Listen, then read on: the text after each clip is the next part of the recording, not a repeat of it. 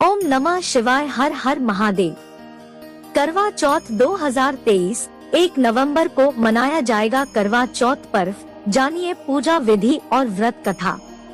करवा चौथ की विशेष पूजा रात में चंद्रमा निकलने के बाद की जाती है।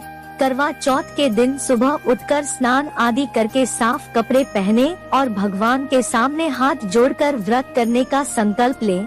विवाहित महिलाएं अपने पति की सुख समृद्धि और लंबी उम्र के लिए करवा चौथ का व्रत रखती हैं। कई जगहों पर यह व्रत कुंवारी लड़कियां भी रखती हैं।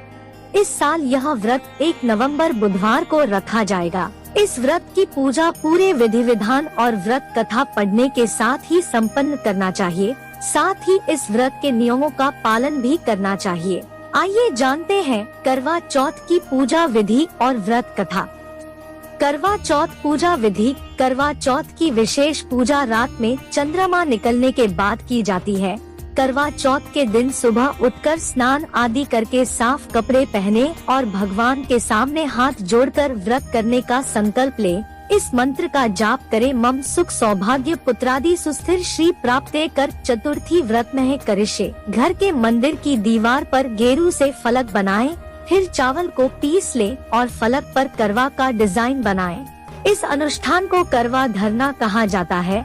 शाम के समय फलक के स्थान पर फर्श पर एक लकड़ी की चौकी पर माता पार्वती और शिव की तस्वीर रखें, जिसमें भगवान गणेश माता पार्वती की गोद में बैठे हों। अब पूजा की थाली सजाएं और थाली में दीपक, सिंदूर, अक्षत, कुमकुम, रोली और चावल की मिठाई या सफेद मिठाई रखें।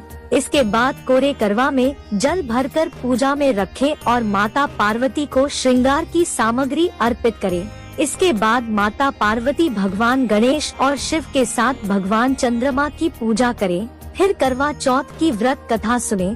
जब चंद्रमा निकले तो उसे छलनी से या पानी में देखें। चंद्रमा की पूजा करें और अर्घ्य दें। फिर अपने पति की लंबी उम्र के लिए प्रार्थना करें। इसके बाद पति के हाथों से पानी पीकर या निवाला खाकर व्रत समाप्त करें। अपने बड़ों के पैर छुएं और उनका आशीर्वाद प्राप्त करें। करवा चौथ व्रत कथा। करवा चौथ की प्रचलित कहानी वीरावती और उसके 7 भाइयों की है, जो इस प्रकार है। प्राचीन काल में इंद्रप्रस्थ में वेद शर्मा नामक एक ब्राह्मण विद्वान रहते थे। उनकी पत्नी लीलावती से उनके 7 बेटे और वीरावती नाम की एक बेटी थी। जब वीरावती युवा हुई तो उसका विधि विधान से विवाह कर दिया गया।